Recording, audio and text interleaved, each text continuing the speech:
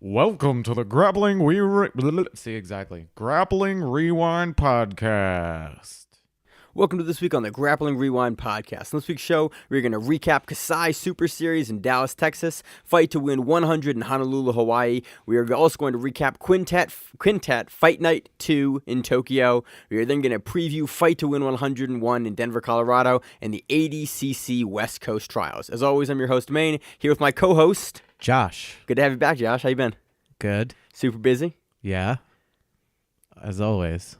How's the black belt treating you now? Good. When I can use it. Yeah, you've been busy. I haven't not seen you a whole lot. Yeah. You have to wake up early or find random times while I'm there or not have potentially broken back. Yeah. Well, that's me.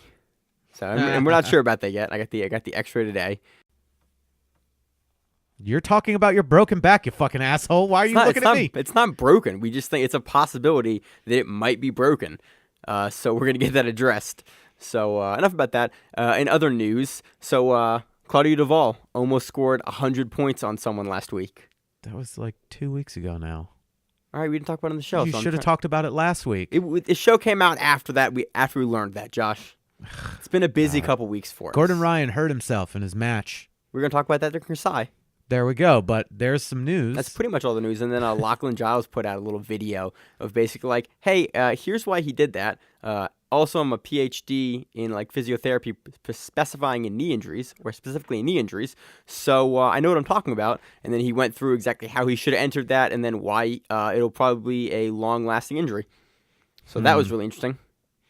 Yes, indeed. Oh, and they announced Kasai 6, too. Yep. During Kasai. They announced Quintet, the women's event as well. Exciting. It's super exciting. Here's news. Maine and Emil forgot about Quintet. Yeah. Oh, yeah. We pulled an ACBJJ where it's like, I was looking at the list. I was like, oh, shit, Quintet's this week. Oh, we didn't preview that. Nope. Oh, well, all right. Guess we're going to recap it. So here we are now. As always, the professional show that we run. We haven't forgotten an event in like a good 8 months. We haven't missed an event since I've been in the new house. And that's been like 8 months. Are you sure? I don't think we've missed a major event. I think I feel like somebody's going to be like, no, you definitely missed these things. It wouldn't surprise me. So you got any other news, Josh? No, let's get into it. Us missing events? All right, let's get into it. So on to a recap of Kasai Super Series in Dallas, Texas. Josh, we're going to start with this one. Do you want to start from the bottom and work our way up? Let's start from the top and work the way down. Okay. Start with the headline. Let's start with the headline match that everyone was talking about. Gordon Ryan versus João Gabriel. Gordon Ryan defeats João Gabriel with 1 point for a heel hook. He gets a point on a heel hook. It's a sub attempt. It's like Naga. It wasn't an entry. He grabbed it. Yeah.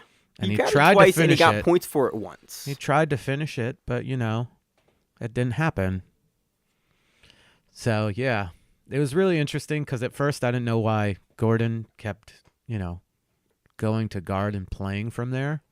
Yeah, after the initial 10-minute round, he didn't want to stand anymore on the feet. He wanted to be in the guard and later in the match, even at in that 10-minute period, he didn't want to. And now that we find out that he hurt his knee, that makes sense. It was good, but I think it also shows that there's a certain cap to what Gordon can do. You saw it against much larger opponents. I think Gordon weighed in at 220 in the low 220s, and then João Gabriel weighed in at 263, 265. I think he was 2 pounds under the heavyweight limit. I think some right around that. Big dude, and I think it was really, really evident to see what Gordon could do against a guy that size, and you saw him struggle a little bit with the size discrepancy. And we've seen Gordon go against big guys, but I don't think we've seen him go against many guys that are as... João Gabriel is a legit heavyweight. He's not a fat heavyweight. He's a legit 260-plus pound big-ass dude. What really matters to me is I'm wondering if this pulls him out of the IBJJF event with Buchecha and That's not until August, but what I'm concerned about... if he's hurt... if it pulls him out of combat jiu-jitsu with Verdum and Barnett and Rustum. When is that again? In a couple of weeks? That's a couple weeks from now. I think let me look at our calendar here. That's coming right up. That is... it's combat jiu-jitsu. Where is it? Combat Jiu-Jitsu Fight Night. The 22nd of this month. Yeah. So that's a couple weeks. So I think he's probably going to be out of that, and that's a huge blow to that event. So it will be interesting. With how injured it sounds like he is coming off of this, I don't think that he'll be in that. We'll see. Because he got fucked up in the Craig Jones match with his arm, and he kind of like played that off, and that was fine. But if his knee popped and is actually giving him problems, it would suck. So he gets it on a sub attempt. Not a whole lot else really happened in the match. No, he went for a lot of like over ties when he was locking up, and if for some reason he somehow gets a hold of this podcast and listens to it, look up Ben Askren and his over tie like throw by moves. Man, those would work so well on João Gabriel because the way he was coming in, if you go over top when you're locking up, like wrestling wise, you can pop the arm off and get behind him and hit really easy singles or throw bys or a lot of stuff like that. I just noticed wrestling wise what was going on, and I was like, interesting. So what do you want to go to next one on the card? Renato Canuto versus Marcio Andre. This threw me off. I did not expect this match to be the level of fireworks that it was. Dude, it's Renato Canuto, who's a crazy person, and Marcio Andre, whose guard is damn near impossible to pass. So what do you think's going to happen? I thought it would Canuto's going to come at him like a crazy man person, on fire. which he did. And Marcio is going to try to avoid the pass happening. I mean, he almost got his back taken off of that jump over, off the cartwheel. Dude, Canuto is fucking exciting to watch. That dude pushes an unreal pace. And because this is just a super fight, this isn't a whole division. Like, we've seen him on 2 different Kasai events going through that whole divisional format that they have for the tournament. This was just a super fight. We saw Canuto burn through that gas tank like no one's business. I was really, really impressed with the level of activity. I mean, Canuto's always a fun guy to watch, but I was really, really impressed with the level of activity he maintained through the entirety of this match versus a guy like Marcio Andre. Yeah, and what was even better was that eventually he stepped in and tangled up the legs, and Marcio just didn't look like he's done a lot of leg work when it comes to getting out of stuff, because he didn't look like he was trying to get out of it in general. He got caught up and didn't try any decent escapes. It looked more like an old school kind of just basic hand fighting and turning. It didn't really. He was way less active than you see guys in the modern kind of leg locky scene be. He just kind of did less in those positions, and it was odd. And it was, again, eventually why Canuto is able to get the heel hook here. This is definitely a match to go back and watch. This is a lot of fun. Again, Canuto really pushed the pace. Any other technical pieces you want to touch on, Josh? No. All right. Let's go on to the match that Emil cursed. Yeah. No. He fucked it up. He fucked it up. We said last week, I was like, if you fuck this match up, because he was like, oh, it's going to be this match. This match was a lot of fun. So we're talking about Dante Leon versus Mateus Lutz. And it was good while it was going on, and they were going after each other hard. Oh, yeah. Really active stand-up, and then at one point... And once it hit the ground for a little bit, and Dante, squirmed, essentially, and got behind him and started attacking the back. Well... But he wasn't on the back. He was there was still partially on there, partially on the back, kind of, but didn't have really good control. And they're rolling off, and they both kind of start to go off the edge of the mat, and they kind of stop a little bit, and they reset it, but they reset it a little late, and so they're kind of in this weird middle position. But both competitors accept the position, and they restart. Dante is able to take the back off the restart. And take the back really well, get the hooks in, and then the ref. And this is what I saw. And this is kind of, I love Kasai. I was super frustrated with the reffing of this match because the restart initially was a little weird. You have to restart them faster than that. They were in this weird transition position, but both competitors didn't have a problem with it. So it's okay, you let the restart happen. But Mateus Lutz stands up with Dante Leon on his back, and you see the ref making a bunch of hand gestures and scoring things he seems to be confused about the scoring, and then you see him touch the competitors. Whenever you see a ref touch the competitors, that means stop. It doesn't ever mean anything else. I'm gonna disagree with that. Okay. Because he didn't say stop. He might touch you and be like, as a referee, I've done it before, where there were certain points in a match where I was like, especially with kids anyway, where I've been like, and then I'm like, okay, maybe, that wasn't the right call at the time. So I always make sure that if I'm going to make contact, I'm also going to say stop, because there's a time where I might make contact, but then pull it back. That's not, don't keep moving. So the issue was Lutz, from what I'm to understand, the way it was going on was he didn't understand why Dante was getting 4 points for taking the back and having the body triangle in. So while he was arguing with the ref and his hands weren't up, or at least he wasn't defending the choke at that point, because Dante throws in an arm and then starts to lock it up, and Lutz just goes, what the hell is going on? And while he's doing that, mind you, the ref has still not said stop yet. He's getting choked, and finally he taps, and Dante gets down and is like, I won. And he did. And that's what I saw was, and I think Kasai actually does give points for the body triangle. Well, there was some confusion.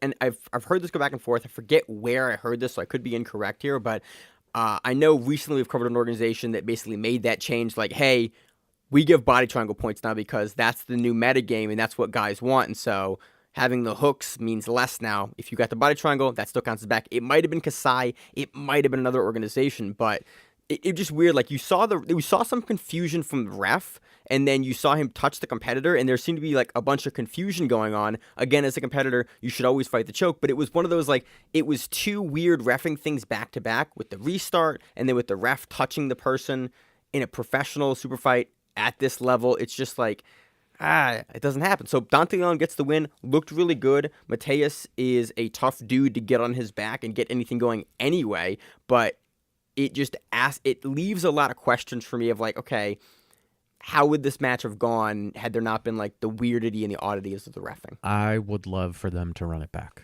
Oh, I would too, because this match started off super entertaining. Like, both these guys push a really heavy pace. So to that, fuck you, Emil. Thanks for ruining it. Yeah, I got to see him next week. That's fine. I have to talk to him all the time via the chat, that's reasonable. So I can just tell him fuck you then too, and he's gonna go, yeah, my bad. He jinxed this match hard. So hopefully we'll see it back. One thing I did like about this, and I want to talk about overall, is I love how big the mat space is for Kasai. Like, I didn't like that. You didn't like how big it was? No, it didn't seem big enough. People kept going like towards the edge super quick, and the thing was, and I didn't like this either, is that they had the side refs directly in the middle, as opposed to on a corner, which would make more sense because you don't get a lot of guys going towards the corner too much, as opposed to when, for example, when João Gabriel and Gordon Ryan were going off trying to do that takedown, they almost ran into the ref. Why is he directly in the middle? It was I thought the mat space looked a lot bigger than most events we see. Like, it looked like it was like an extra 2 mats larger on either side. It looked way bigger, and I saw a lot of people that seemed to not get bunched up by the corners, and there seemed to be a lot of weird resets. Sorry, less weird resets for the event. I liked the size of the mat overall. But this is, again, you could have saw something different. Yeah. Let's keep going. Andressa Sintra defeated Jessica Swanson via points 4-2. Jessica Swanson beat herself. She fell back at one point during the sweep, or during transition, and Sintra came up and got 2. It was like, why did you fall back? Yeah, it didn't make any sense. But both those ladies were really good. They were going after it. So, hell yeah, go back and watch it. Next, Tex Jhonson defeating Ricardo Demench Abreu. Okay, explain the name. His name is Demench. Yeah, but they talk about it, and the commentator was really good here. They were talking about, like, his name has to do with how long he can go in sub attempts and then still escape. Well, I'm pretty sure Demench means demented or crazy. Okay, that makes sense then. And I would go with, that guy's a fucking nut bar because that shit looks like it's going to break, and he still won't tap. Okay, so yeah, they kind of, the commentators were really good. They kind of explained it a little bit. But Sean Williams. Yeah. Dude, it was a good. And Josh Palmer. Was he on Quintet, or was he on? No. The guy on Quintet is Stuart Fulton. Yes. That also does what's the Japanese? Pancreas. Yeah, Thank you. He has pancreas. Dude, it was a great weekend for commentary, though. I was super pleased with with Fight to Win's commentary, with Kasai's commentary, and with Quintet. I was like, yo, no one's fucking up this weekend. It's great. So what I think when it comes to this match... Tex Jhonson versus Ricardo Abreu. Yeah, so what I think is Tex is taking all of these matches really to, like, set himself up and peak at such a good point for ADCC because he looks amazing. He's just going after it. And again, you don't see a lot of guys that are, very in weight range from heavyweight all the way to ultra heavyweight, at least for Tex's point of view, because he just goes all over the place. And the way he moves and the way his guard is. His inversions and his guard are, you used to see Cyborg Abreu kind of move like this at that weight, but few not other... with the speed. Cyborg's been able to do the inversions, but Tex can move and invert at the speed that you don't see at heavyweight, and it's really interesting. And I think a lot of it has to do with training, again, at Unity, where he's, with the meows and with, Santana. Yeah, Murillo Santana, thank you. And all those other monsters, Cummings is there now too. Junny Ocasio, like all those people that are much lighter and smaller. And I think you just have to keep up pace with them and learn how to move like that, or you're just going to get caught up, or somebody's going to take your back off of a lazy inversion. What I really like, though, is you see Tex come out. We've seen him at Third Coast come out. We saw him at Fight to Win come out, like, super aggressive. And Keenan actually talked about this in an interview he did with Fistful of Collars about, like, how aggressively Tex comes out. And, like, pretty consistently, Tex comes out really, really aggressively. And yeah, I think you're correct. Like, he is looking to peak for ADCC. I think he's doing pans as well. I mean, he's doing all, like, the major events leading up to ADCC because he's got that spot because he won the East Coast Trials at the weight division. Yeah. So he's going to ADCC. And so it would be really interesting to see because I don't think we've ever seen a guy get the bid to ADCC and then be this active on like the high level. It's almost like every week, or if not every week, every other week, you see him on something. And he pulled the double header the other week. Yep.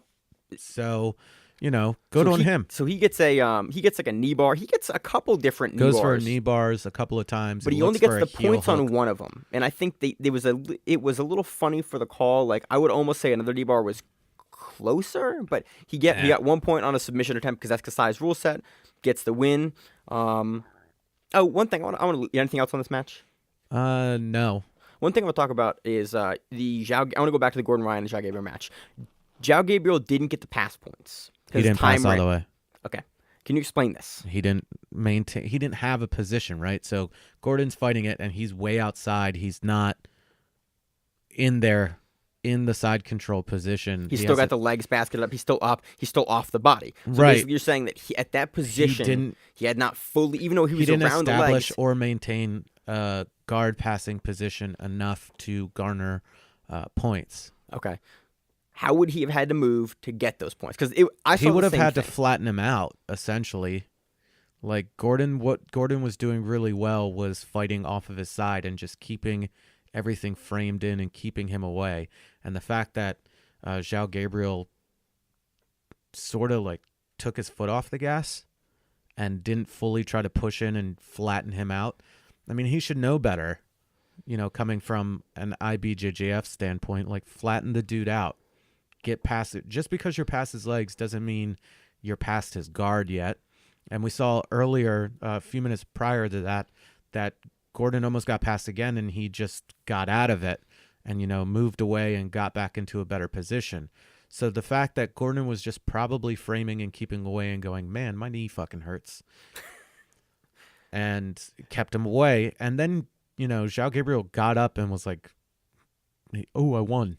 It's like, dude, just look over at the scoreboard. You didn't score anything. Yeah. So I wanted to clarify because I saw kind of the similar thing you saw. I thought that's what I thought, but you are a much better ref and understander of rules and points than I am. So I thought I wanted to like clarify that because I thought it was interesting because there was some controversy on that, and I wanted to clarify it. Okay. So next match, Bruno Bastos versus Tom DeBlas. Bruno Bastos beats Tom DeBlas 3-1 on points. How uneventful. Next, their third match. I'm both Tom DeBlas and Bruno Bastos are excellent competitors. Their styles don't mesh very well together, and you end up with not a very exciting match. And the thing with Tom is he plays from half guard, and he's like, this is what I'm doing. Yeah. And he sweeps, and that's his game. His game is to like wait, and then right as time goes to the end, he gets a sweep and wins. Like that's kind of DeBlas's game. That's but what he's been doing. sometimes it doesn't work to his advantage. Isn't he 0-3 against Bastos? Yep. So this is the third match, the rubber match. It can't even call it a rubber match because they weren't 1-1. Oh yeah, this is just the third match. Yes. So on to the next match: Raquel Canuto versus Chelsea Lyons. Raquel beats her 5-1. Last week you said that she wasn't Portuguese. She wasn't Brazilian. She's Hawaiian. Is she? Yes. I swear I heard her speaking really, really well in Portuguese. It wouldn't surprise me. Okay. No, because I think her maiden name is Pahalui or something like that. Because way back at the beginning of the show, we fucking on the first Kasai, the first time we covered Kasai, she was on the card, and Josh and I fucking butchered her name. I think actually you got pretty close, and then now she's listed as Raquel Canuto because I'm not sure if she was married to Renato at the time but yeah, she's Raquel Canuto now. Then it's Raquel, not Raquel. That was the joke, Josh. That's the joke. Alex Martins defeating Mike Madrano via points 8-0. This was also going to the next match. Sorry, Lucas Valente defeating Rafael Formiga Barbosa, defeated him by decision. They were putting up articles and things on Flow like nobody knows who Formiga is. That was kind of weird to me as well. I was like, the dude's been a black belt forever. He looks a whole lot like Lucas Lepre, and he's been a monster for years. He's a fourth-degree black belt. He's been a monster for decades. Not years, like decades. Like not decades. Because if you think about it, the first stripe is after 3 years. The second stripe is 3 years after that. Is that how it works? Yeah. It's like 3 or 5 years. It's 3, 3. I think it's 3, 3, 3, and then 4. Okay. I'd have to look at IBJJF again. But still, you're looking at roughly 13 years. You're looking at 13 years roughly under the black belt. So it was kind of funny that they were putting that stuff there. And in case you didn't know who Formiga was. Right. Which you should know. And if you don't know, BJJ Heroes has a great article on it, and Flow Grappling has a ton of articles now. You should go find out, because he's a real cool dude with a huge lineage under him. Yeah. Who is the big guy under him that's like really, really active? From Soul Fighter? Who is it? I know who you're talking. Well, other than João Gabriel, because no, the other guy. I can't remember. It's killing me. But there's another. There are a bunch of big guys out of that place. It's not Vives, is it? No. Vives is Bonsai. They're Soul Fighter now. I thought. Are they? I think they. I don't know. I'm confused. I don't know. I always get the Midwest guys fucked up. I don't think Soul Fighter is Midwest. By the way, I think that's. Is it Arizona? I don't know. Somebody would cover a lot, just changed association. I think I've just messed everything up. So just ignore the last like 30 seconds of my brain there. Fucking Maine. I've been really sick the past couple of days. And his back's broken. It may be broken. We're not sure. I'm just gonna keep saying it's broken. I don't think it's broken, but like with how bad my leg is, we got to check down. I kind of hope it is. Dude, if it's broken, like that would be so hilarious. That would be something that would only happen to you. It would. Like I'd laugh and be like, break your back. I don't even know how you did it. I don't either. I don't even know how you would have broken your back. I don't know, man. Jesus it's really Christ. bad though. Anyway, we're way off the first match of the main card. Edwin Junny Ocasio defeating Vinny Sains via heel hook. That was a slick little setup, and the entanglement was good. And Sains started fighting off the one leg. I was like, "That's a bad idea. You're about to get heel hooked." And he got heel hooked. He was like too far away. Like he didn't turn the angle. Again, this is a really fun match. It's at all the videos are up. Yeah, all the videos are up. The camera angle for this finish is really nice, and you can see exactly what Junie's going for, and like the transitional sequence, and like the camera's just positioned perfectly to see exactly where his hand fight is happening and exactly where the leg pummeling happens for the heel hook. Beautiful setup. Again, I'm happy to see Junie on the main card. I think we saw him. The first thing we ever covered him on was Kasai 1, where he won the open tournament. Yes. Go into that bracket, right? As a purple belt. Yes. So, yeah, super excited to see him still on the main card, still doing good things, still heel hooking dudes, and with that wild ass hair. yeah. He's got that grow out a little bit. I wish I could grow hair. Yeah, you're balding. I've been bald. I just am lazy and don't shave my head. Yeah. So what else you want to talk about on the card? Want to go through the rest of them? Yeah, let's knock out the rest of these results. Got it. So on to the undercard here. Cameron Couch defeating Marcus Antelante. I messed that up. 3-1. Alan Shabaro defeating Sebastian Black via toe hold. David Halsey defeating Benjamin Anaziato. Oh, maybe Anaziato? That's correct. Via heel hook. Josh, you the fucking name guy. Every week, I'm pause the show here for a second. Every week, when I fuck up 1 to 18 names, Josh in the chat goes, "It's this name." Do you not know who that is? I'm like, yeah, I know who that is. That's the name. It's this name. So this is your time to shine, Josh. Okay. Dolces Flores Jr. defeating Bobby Alexander 11-2. Diego Santana defeating Jairo Bautista via submission.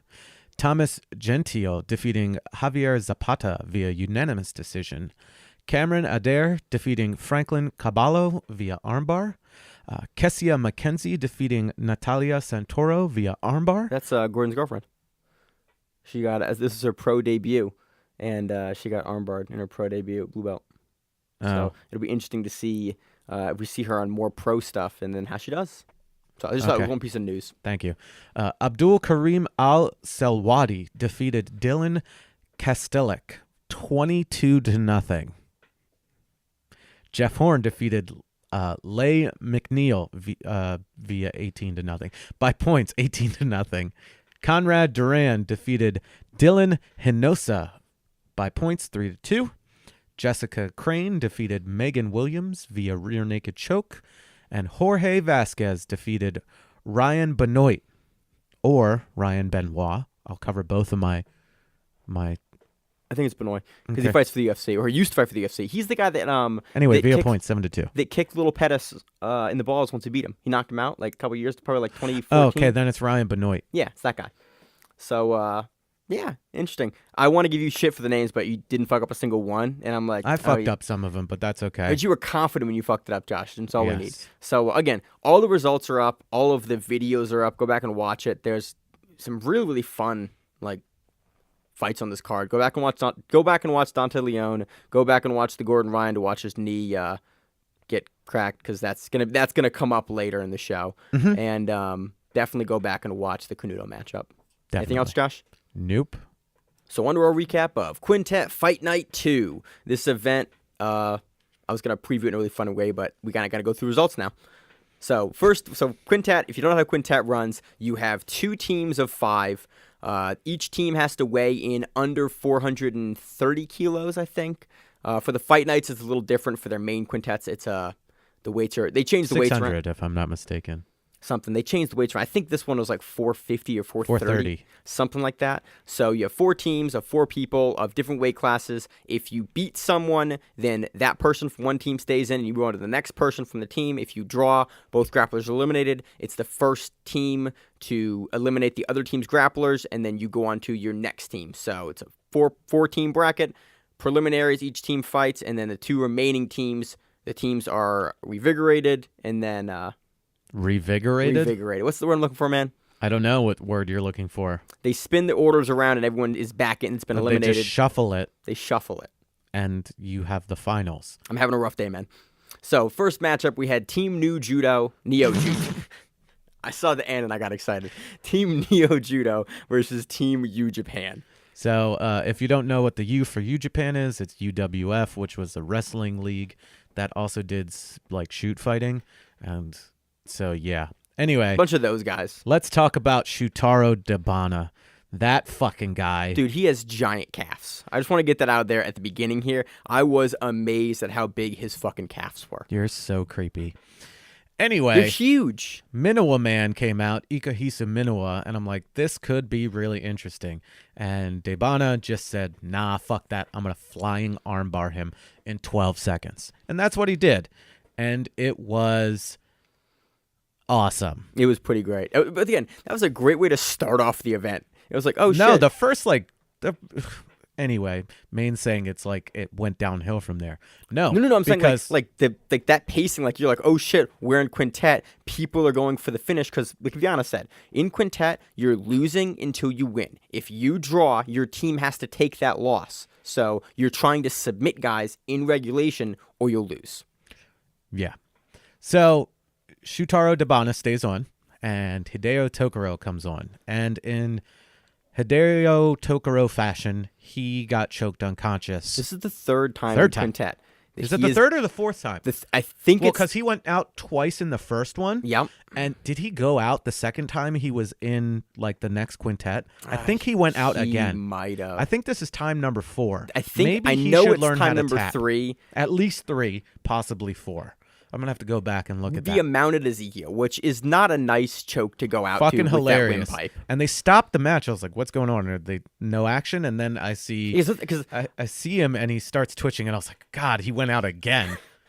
I did the same thing because Quintet, what I like about Quintet is they have really, really aggressive stalling penalties. And we sometimes a little too aggressive. I go back and forth on that, honestly. Sometimes a little too aggressive. They keep the action going, though. So he goes out with the man at Ezekiel. Nogi Ezekiel, which was fucking hilarious. It's great. So anyway, Shutaro Dabana has now taken out 2 people. 2 of the 5 people. To Team U Japan. Man, I'm not doing good with the words today, Josh. Nope. Holy shit. In the third match. I know you're not going to say this name, right? Nope. Dabana takes on Tsuyoshi Kosaka, former UFC and Pride fighter, was the first guy to technically beat Fedor because he illegally elbowed him. Well, no, it sort of like just skipped across and he cut his head. And you can't elbow. And he hits him with an elbow and whatever. then it cuts him and opens him up. You couldn't elbow. It's a legal strike. But they gave him the win, so I don't want to hear it. They went to a draw, so they were both eliminated. And Yoshiyuki Yoshida comes on versus Daisuke Nakamura. And they also went to a draw. Very exciting match. Went back and forth. Finally, Koshi Matsumoto drew against Hirotaka Yokoi. And Yokoi was a large gentleman and was still having trouble with Matsumoto. Really good back and forth. That was the first matchup. So going on now after Team Neo. So Team Neo Judo. That's why you said new, because you saw it right there. Oh, that's what I saw. So Team Neo Judo advances and they eliminate finals. Team U Japan. So then we move on to our second round of matchups, which is Team Carpe Diem versus Team Soldier. The worst team name ever, and it makes absolutely zero sense. I was actually wondering if you knew the kind of history behind that. Nope. Why? Okay. They let a giant guy pick a name for a team, and they were like, yeah, that's okay. Oh, you mean Shrek Skynine? Shrek Sakine? Sakine. I can't remember. I'm blanking on his actual name, but this dude straight up looks like fucking... You know who he looks like? He looks like a Japanese version of Bigfoot Silva. Yes. He's got a giant but he's not as head. Tall. He's like stocky and like... He's just got giant hands and a flat nose, and, you know, he looks a little bit like Animal Anzai, who has done a lot of ADCCs. So I don't know if he just stopped calling himself that and went to Shrek, but this dude definitely looks weird and sounds even weirder in comparison to the way he looks. Anyway, getting into this, Reda Mebtouche drew with Sergio Rios. So they eliminated themselves. Good old David Garmo, he drew with Sakine. This is a shorter time limit match because of the weight difference. Because of the weight difference, so it went from 8 minutes to 4 minutes. Then we get Hasim Rita on here. Yeah, Hasim Rita again, I think is a sleeper, and once he really starts getting out more, I think he's going to make more of a name for himself. He's a brand new black belt, right? But I think other than like the Quintet events. Like, you're going to see him, I think you'll see him in the gi, and it'll look really awesome. Yeah, we saw him versus Lachlan Giles a couple weeks ago in, like, a Chinese event where Lachlan heel hooked him, and it was really interesting because we don't get a chance to cover Rita a lot. We saw him, actually, we didn't see him. He had a match versus Walter Panda in Angola a couple weeks back and beat Panda by armbar, so it's cool to see him back in Quintet.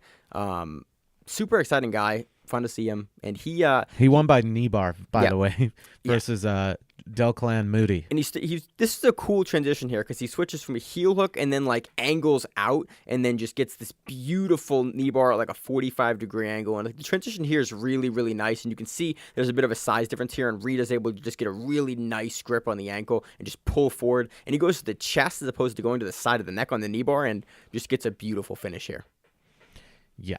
So then, talking about stalling and their extreme stalling rules, Hasim Rita and Igor Tanabe, the Fat Ninja, that's his nickname, both got DQ'd for inactivity. This was interesting because a lot, like, Tanabe didn't want to stand.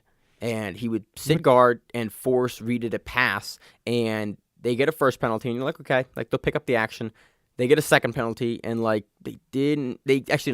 for a split second, Tanabe picks the action and goes like really heavy, and you start to see, okay, the match is going to be active again, and then it's kind of back to the same, and then they get a third stalling penalty, and DQ'd. They get DQ'd, and it was kind of like, it was a weird match because you could see Rita like kind of starting to actively pass, but Tanabe was really committed to the seated guard and like kind of stalling it out. I'm not sure if that was the game plan, trying to get Rita out of there, or if that was just what he was looking to do, because we haven't seen Igor on Quintet before. We've seen him on Fight to Win. We've covered him on Fight to Win before, but I'm just not sure if that was the game plan or if that was a result of trying to get Rita out of there. But yeah, I was honestly kind of disappointed. I wanted to see more from both guys.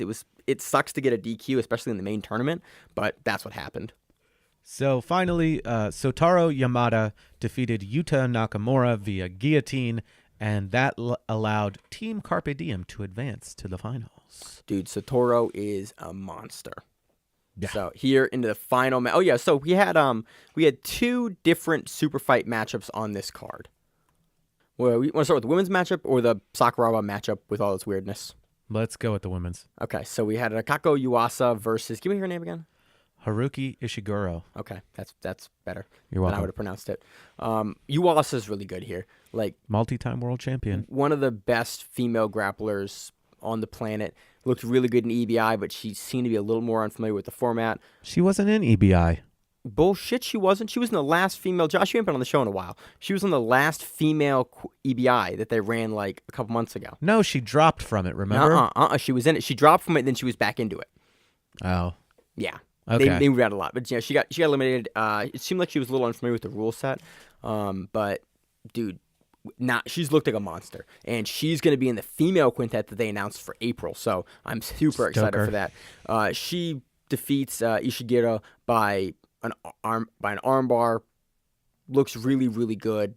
I don't see how much to say. I like in this matchup because in this whole card, Quintet has the overhead camera figured out. Like, thank God. Finally, an organization. Josh, you've hated overhead camera for years. I think Emil hates it too. It's terrible because they don't know how to use it, and they start using it at like the worst times. And Quintet doesn't do that. Who's the one? The Polaris. Polaris still doesn't know how to do it, and they keep going to it and stay in these positions. I'm like, no. One, it's too far away, and two, you're transitioning at the wrong time to the camera. Quintet's got it figured out, though. Like, they go to it when it's like when somebody is on their back looking up, and you need to look at the hand fight from that position or look at the leg position from that position. They do it really, really well, and it was great. And this was a matchup that it was really, really evident they had it figured out. I think I had my notes a couple different times. I say, like, oh, yeah, the overhead camera work here is really, really great. So, again, not much to say. Rokako is crazy good. Let's move on to Kazushi Sakuraba versus Give me his name. No, I don't. First of all, it's not spelled right in your notes. That's probably Wataru Miki. Yeah, that's his name. Yeah, except for you have it Watru. Josh, I'm not good with the spelling. The Japanese names, Word does not help me with the Japanese names. Their names, no joke, are probably way easier to figure out than anybody else. Because they're phonetic. I know that. It's phonetic. So the fact that you're so goddamn stupid that you can't even add a U to it and you can't figure that out bothers me. Man, I'm not good at spelling. You know what else bothers me? A lot of things about me. Yes, but you guys completely skipped over sumo the past 2 weeks. Josh, I'm not good at sumo. So you could still talk about it. Shame. Anyway, this was fucking work. That's all it was. This Yeah, was a wrestling. This was a pro wrestling match. This was an exhibition match, and Sakuraba had some fun. He looked like he fucked up. Give me his name again. Wataru's arm with the first roll through. He goes for like a jumping Kimura, like a roll through Kimura, and either Wataru was selling it, which I definitely think he was a little bit, but his arm looked a little bit like it got cranked there for a second. This was definitely a fake match. It was fun. It was entertaining, but it was definitely a fake match. I was watching it like... That's why it's an exhibition match. But I was looking at like, do we talk about this on the show? Like, why not? It's Sakuraba. What do you expect? I don't know. I mean, my notes does and might still work for New Japan Pro Wrestling. So, the Sakuraba at one point has the arm for a really long time, and the ref pulls him off, but he's not going to let go. And in my notes, I say, I don't know what this is. This is some weird Japan shit. Are they going to go till time runs out? Okay, I guess they are. Okay. Because they just they kept getting submissions and keep going. They never the commentators didn't know what was going on. I didn't know what was going on. So this is one of the matches that I actually didn't watch, and I'm wondering if it's that training partner that he uses in all of his instructional little YouTube videos where he grabs a hold of something and then keeps cranking like even after the guy taps. It might be him. Okay, but they had a report, and it looked really funny because he pulls him out of he pulls Wataru out of the ref's chair to go do this, and like unbuttons his shirt, and like it was cool. It reminded me of Metamoris, where like coming out of the crowd. Oh, you mean Jeff Glover? Jeff Glover coming out of the crowd. Coming off of commentary, yeah.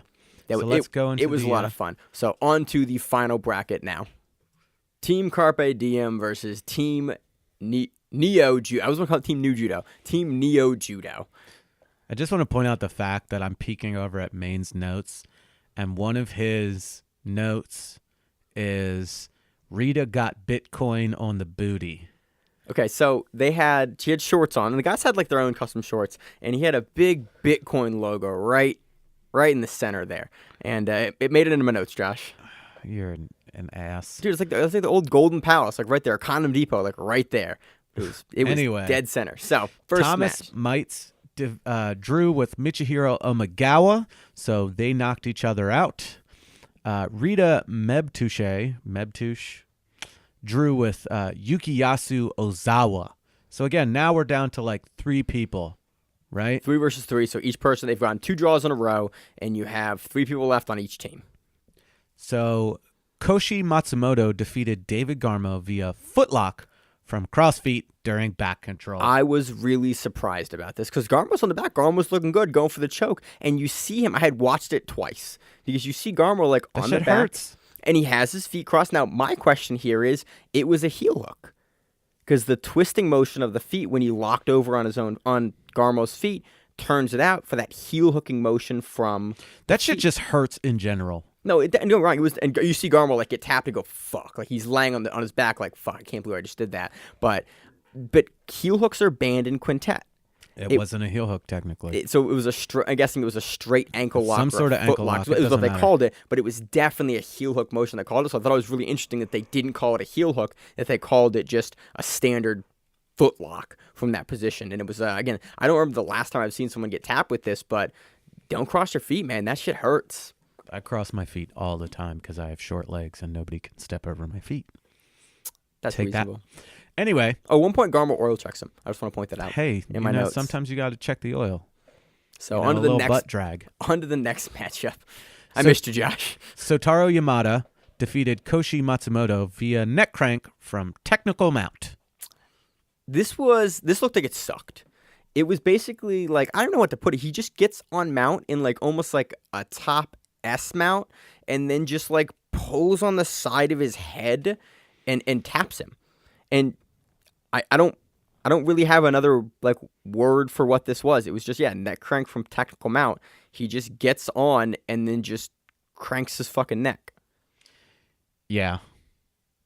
So Sotaro stays on and he goes up against Yoshiyuki Yoshida. And then does it again. And fucking neck cranks like him. It's a little different. Like the sweep's a little different. He gets like an omoplata sweep. He gets on top in a different way. But then like he does the same shit and you're like, what the fuck? The omoplata is from the Shutaro Dabano match. Did I flip that? Yep. My bad. This is the one where he goes in, takes the back, and gets a super quick tap, almost like a panic tap when he starts cranking from the back. So it's kind of funny that you can like neck crank / spine lock, but heel hooks are dangerous. Gotta love Quintet. They've got a different rule set, to say the least. Yes. So going into the final match, Sotaro Yamada defeated Shutaro Debana via rear naked choke. Dude, Yamada has really good passing. And the entire card, we've seen him basically just like, guys will go on their back, and he just like does a throw-by pass all the way into side control. And he does it over and over and over. And it's just amazing to watch his hip switch just from standing. He just like dumps the legs and just jumps past the body. And he does it over and over and over again. It was just really, really impressive. And it's one thing I'm going to go back and watch because... More? What? You want to watch more of it? Yeah. Just because he does it. And it's so technical, but he also like... He passes with no space there. He just does that long-range, like, jumping pass, and it doesn't look particularly athletic or anything like... It's just a super clean passing technique. He does it over and over again, and eventually gets the back here, gets a rear naked choke, and wins it for Team Carpe Diem. So, is that 2 fight nights? That's 2. That's a main card and a fight night, I think. Yeah. I think they won a quintet, like a main, I think they won Quintet 2 or 3? 3. Quintet 2 was Polaris. 10th Planet. 10th Planet. Was that Quintet 3? Oh, I can't remember now. They won one of the quintets, and they've now won Quintet Fight Night. So it'll be really interesting. I assume we'll see them back. Wait, no, they didn't win. So one thing they won, there was the one that went up against 10th Planet, and 10th Planet beat them. So then they won. They and won then the second one. Yeah, Polaris. So Polaris won the first one. Team Carpe Diem. Yeah. It's all confusing. Somebody won a fight night. Somebody won another thing now. So, but now Team Carpe Diem has won 2 of them. Yes, I know that. Yes. So Anyway. great event. Go back and watch it. A lot of fun stuff. This one was definitely a little slower than the other quintets we've seen, which is why we saw some DQs for inactivity. But there was definitely some great moments in it. Definitely worth to go back and watch. The whole event, even with the intermissions and all the interviews and everything else, is 3 hours long. It's on the Fight Pass. Through it. It's great. Highly recommend it. Anything else, Josh? No. All right. So on to our recap of Fight to Win 100 in Honolulu, Hawaii. This event paid out a total of $31,827 in salaries and commissions and was headlined by black belt Tracy Goodell defeating Rita Gibbon by triangle armbar, and that was submission of the night for the black belts. Josh, where do you want to start on this one? Top, since we started from the top previously. All right, let's do it then. So Tracy Goodell defeated Rita Gibbon via triangle armbar, as Maine said. That was the submission of the night. For the black belts. Very, very slick transition. Hit a cool little sweep to come up to mount at a certain point. Tried to collar choke. Stepped through and came up into that TP position. And then just started cinching it down. Locked it up and then just started messing with her arms as well. And I was really surprised that she was able to have her positional control in mount was as good in this position with where her legs were kind of trapped in that mounted position. I was just really impressed about that. You don't see a lot of people that can't stop that bridge in that position and get knocked over. So I thought it was it was really impressive from Tracy that she was able to keep that the entire time and actually able to finish from the top like this. Because you usually see people get pushed over and finish this from the bottom, but she was able to actually finish it in a mounted position. So deservedly submission night for the black belts. Moving on, Ridge Blackburn defeated Zach Peng by armbar. Cesar Casamajo defeated Royal Mitchell via choke.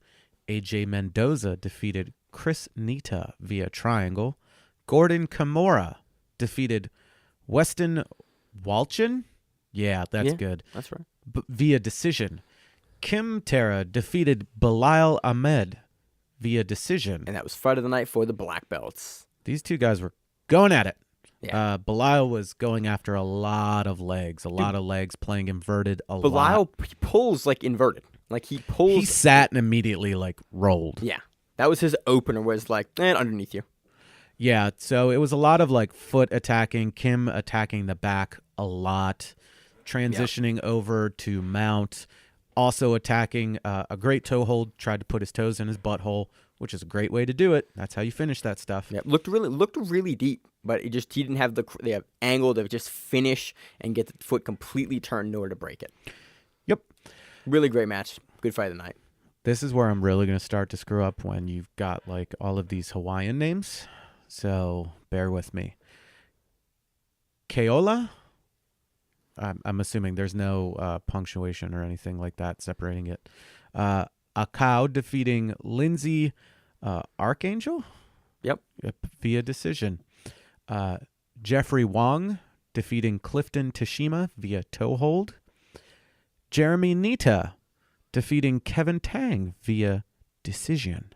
So he pulled double duty. And where we have Titus Napoleon defeating Kaleo Hosaka via decision. I am struggling. You're doing better. You're doing way better than I would have done. Pete Shoemaker defeated Joel Buhay via footlock. And Kyle Snyder defeating, not that Kyle Snyder, by the way, not the wrestling champion, defeating Cameron Frazier. There is not a way of how he defeated them. He defeated him. On to the brown belt results. Troy Everett defeats Chris, the Cat Smasher Lieben, via walkout. I forgot that's his name, isn't it? No, that was like somebody, this is how old I am, going back to the way back MySpace group pages. Oh, yeah. I was part of the Chris, the Cat Smasher Lieben fan page. And people were like, why is it called Cat Smasher? And I don't really know why. I just thought it was funny. There's a story somewhere he talks about. I forget what it is. The Crippler, anyway. Yeah, that's the name I know him as. He defeated him via decision. And a dope-ass walkout. Dude, he came into Dick in a Box by Lonely Island. And they called it Justin Bieber or something like that. The commentator was like, he's coming to a Justin Bieber song. It's Lonely Island and Justin Timberlake. Which I thought was really funny. But he has a dick. Sorry, he has a dick. He has a present box over his penis. But he has a belt. Like, it's a he prop made it. that he had. He probably put it over a fanny pack. Let's be real. It was a big-ass box, man. Over a fanny pack. I don't know. But it was fun. I would watch him, like, unstrap this with the belt. I don't know. I always like Troy's walkout. His dick was in a box. End of story. Dick That's how he won. Anyway. He wins by decision over Chris Lieben. He wins via dick in a box. Next match. Tang Wen. Always professional, Josh. Yep. Tang Wen defeated Daniel Diana via decision. Tim Hirata defeated Ricky Radella via decision. Michael Newman defeated Sergio Esquivel by armbar. Kyle Oswalt defeated Brandon Bell via triangle armbar. And that was submission of the night for the brown belts. Patrick Stachel defeated Darren Martin by decision. Adam Taufman defeated Taylor Kuhia via triangle. If you can hear all that squeaking, I'm very fidgety. Sorry. Yeah, I just hit Josh's look like, hey, man, you're getting rusty, Josh. Scott Miyamoto defeated Jason Tanaka via decision. Christian Chun Fat defeating Corey Okuda via split decision. Sorry, that was just reminding me that Chinese New Year's is tomorrow. Is it or really? The Lunar New Year, whatever you want to call it. What are you doing for Chinese New Year? Making food. Will it be delicious? More than likely. That sounds dope, Josh. Yeah. I'm trying to make steam buns. Yeah, that's easy. I got to learn how to do it. I got to do it once. You have to get a steamer. That's I have all. a steamer. Well, then you're good to go. Sweet. Are you putting stuff in them? Yes. Okay. I want to make Chinese steamed pork buns. Oh, that's really easy. Yeah. You're just making pulled pork, essentially. Basically. Not for non sequitur at all. Completely get us off our tangent here. Shout out to all the people celebrating Chinese New Year. Gong Hei Fat Choi. There you go. Throwing that down. Next match. I'm learned. I wouldn't go that far, Josh. Hey, I said Happy New Year, so get it. Alvin Ye defeating Ron Jun via split decision. Oh, God. Rain?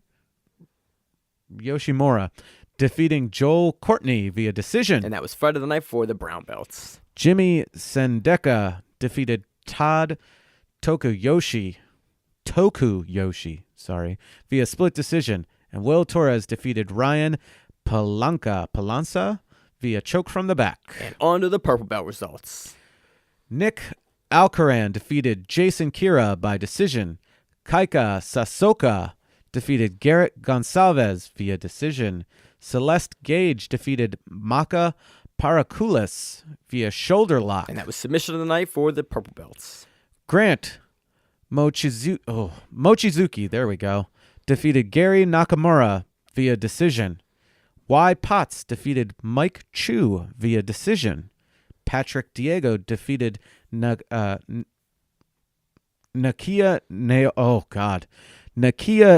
Naeole? Sure. Via omoplata. My bad. I know I'm killing these. I'm not saying anything, Josh, because you are butchering them far less than I would. And I'm like, I can't do it, man. Couldn't do it.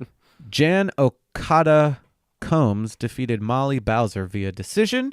Todd Tokoyoshi defeated Charles Quintanilla.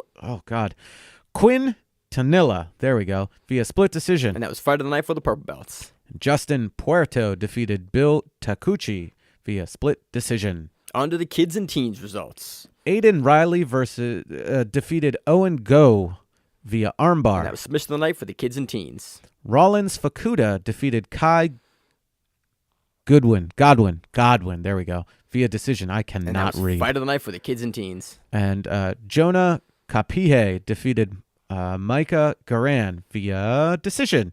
So one of the kids walked in with a bear head. That's dope. Was it like a legit bear head? Oh, that would have been even cooler. No, it was like this cuddly teddy bear head type thing. Yeah. So that does it for Fight to Win 100. Again, paying out in Hawaii. I like that they were in Hawaii. I don't like that the event East Coast time started at 10. It's start time. Start time was 10. I had to catch it on the replay. I couldn't. I fell couldn't asleep. do it. I was like, this starts at 10, and then we forgot Quintet. So what's happening at the same time as Quintet started? Like it was a rough week. Aside from also having food poisoning, it was God, food poisoning, back's broken. It was not a. I can't believe you, Josh. So that does it for Fight to Win 100. So on to our preview of Fight to Win 101 in Denver, Colorado. This event is headlined by a super heavyweight black belt gi title match. Alexander Huddleston versus Ricardo Feliciano. Thanks, by the Josh. way, it's a Masters gi title match. Did I say that? No, I don't think I must so. have skipped over that shit. 235 black belt gi match. Mike Nichols versus Ray Ron. 200-pound black belt gi match. Seth Daniels versus Kuhio Tabankura. Is this a judo matchup? I don't think so. Seth, we know Seth is doing a judo matchup coming up soon. It's his first judo matchup in 12 years, so this might be the one. I think Denver's the card. We're going to start doing these judo matchups, so I am fucking amped for these old school judo rules. If it's this one or if it's one of these events coming up, like look out for this. This is going to be super exciting. I think this is the event. I would think it would annotate that it was a judo match, but whatever. I would too, but I for some reason think there's at least 2 judo matches on this card, and I cannot get across how excited I am for these. Next matchup is a 200-pound black belt gi match. Justin Curtis versus Phil Lights. 195-pound black belt gi match. Adam Maslock versus Brian Sparrow. 185-pound black belt no-gi match. Jeff Ake versus Kevin Williams. 180-pound black belt gi match. Justin Downing versus Evan Barrett. 165-pound black belt gi match. 65-pound. Philip Miller versus Denelson Pimenta. 155-pound black belt gi match. Sean Waddle versus Angel Lopez. 155-pound black belt gi match. Mark Genko versus Kevin Lewis. 150-pound black belt no-gi match. Sergio Castillo versus Valor Caballero. 135-pound black belt gi match. Vanessa Wexler versus Tracy Goodell. Back-to-back. So, also on this card, we have a 170-pound brown belt gi title. Eric Coe versus Connor Donaldson. I think this is for the vacant title because the previous title holder at 170 went up. I think Eric has previously held that title once or twice at brown belt, so this should be a really exciting matchup. We see both guys on Fight to Win pretty frequently. I don't think there are any other title matches on the card. Nope, I am incorrect about that. We have a 145-pound purple belt gi title. Trevor Paulhamus versus Dan Dykman. I want to say Troy Everett is also on this card. I think he is too. I don't see him in the original listing, but I think that happened. He's doing back-to-back. I know he's on the Albuquerque card coming up as well. Maybe that's it. It's the Albuquerque card and not the Colorado card. So maybe it's 102 and not 101. Yeah. So regardless, that's on February 8th. Exciting. Exciting. So on to our preview, and that's in total air quotes there, for the 2019 ADCC West Coast Trials in Burbank, California, happening on February 9th. We have no brackets for this. We have no people announced for this. We got nothing, but it should be a lot of fun. The East Coast Trials looked amazing, so the West Coast Trials should be a lot more of the same. We're probably really lazy and just can't find it. I couldn't find it, man. It's not listed on the sites I usually look at. So if the East Coast Trials had a huge list of competitors, like they did a bunch of previews for it and stuff, but I have not seen. I've seen nearly nothing this week on West Coast Trials. I'm not sure why. It's weird because we should see the majority of people that are trying. This is the last North American qualifier there is. There's not another North American qualifier after this, so. Nope. This is it. So we should see a lot of big guns coming out. All the guys that got close at the East Coast Trials are going to probably go over to the West Coast Trials and make their bid there. So it should be a lot of fun. Should be exciting. I'm looking forward to it. I'm going to try to go to ADCC this year. Not go and compete, but go. Is it in watch. California? Yeah, it's in California. Is it in November? It's in September, I think. Oh, that'd be kind of cool. We should make a trip, Josh. We should plan for some stuff. Are you paying for it? We can work something out. Are you paying for my ticket? I can try to see what we can do. I'll go. All right, so that's coming up. Watch that. There's always some really, really fun matchups. There's always some dark horse guys that get into these that, are like, who the fuck is this guy? Oh, shit, he won trials. Trying to buy a house, Maine. You know what I'm saying? I feel you, Josh. I was in the same boat. You remember me last time I tried to buy a house? Yeah. That was I was not trying to spend no money flying anywhere. Stressful as shit. So that does it for that event preview there in air quotes. Quote unquote. All right, Josh, good to have you back. Thanks. As always, I appreciate your knowledge and beratement. Well, Emil's off in the fucking sun, off in some tropic area. Enjoying his time away. Yeah. God. We're in the frigid cold of Baltimore. Don't say frigid. We're not in West Wisconsin where it was -60 when Antarctica Chicago was -12. That's crazy. When it's warmer in Antarctica. Antarctica.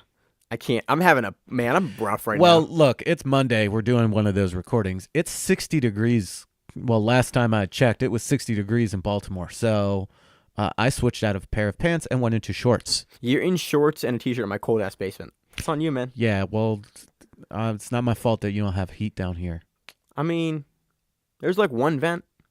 Maybe you shouldn't have bought such a poorly vented house. Hey, I mean, you're not wrong, Josh. So what's the next event you're on? What are you doing next? Now that you're a black belt, you can compete in grappling issues for free. You can compete in New Breed for free. What are we going to see you on? What are you competing on next? You doing DC? Wait, I can compete in New Breed for free? I think so, yeah. That's black belt. I'll have to look at that. Josh, there's a bunch of perks you get as a black belt. I like not paying for tournaments. I've contributed to the art so much they give me free stuff. I don't gotta compete. I'm gonna pay to compete anymore. My purple belt ass has to pay for fucking everything. I haven't earned shit. You won't have to do anything because you got that broken back. Yeah, I can't. Broken knees. I can't even train right now. Food poisoning and dude, I'm all fucked up this week. Blown out sphincter or something. Ugh. I don't know. You got all sorts of. 2019 is fucking me hard. And not even the fun kind of way. In my back is maybe broken kind of way. It's not broken, but I had a medical. You say that I can't wait for the text. It's my back is actually. Dude, broken. I had a medical professional go, you should get an X-ray and an MRI, just maybe because it's a possibility. I'm like, wait, what? And I laughed at him, with him, are you serious? He goes, it's not getting better. Do you know how excited I am for you to possibly have to wear a back brace and or a head halo? Is that a thing? The broken back? Well, the back brace. The back with a head halo though? Oh no, that'd be sweet though. I would never live that down, Josh. No. For you, for the life of me, would I never would have let me so live that many down. pictures. So many pictures. And I would Photoshop them. All of them. I know you would, man. Poorly Photoshop. All right, so that does it for this week on the Grappling Rewind podcast. As always, I'm Maine. I'm Josh. And we'll see you on the mats. Peace. If you like the show, please consider sharing it on Facebook with the folks at your gym. It's the best way that we grow the show, and we really appreciate it. You can reach out to us on email. We also have Instagram. We have Facebook. We have Twitter. We have Google+. Until that shuts down. We have a website. If you have an event you would like to have us cover, please let us know. If you have a name, like most people do, and you'd like to have us stop butchering it, let us know. Reach out to us. The show is also available on YouTube, Spotify, in addition to iTunes and every other podcast service. We very much appreciate your time, and thank you.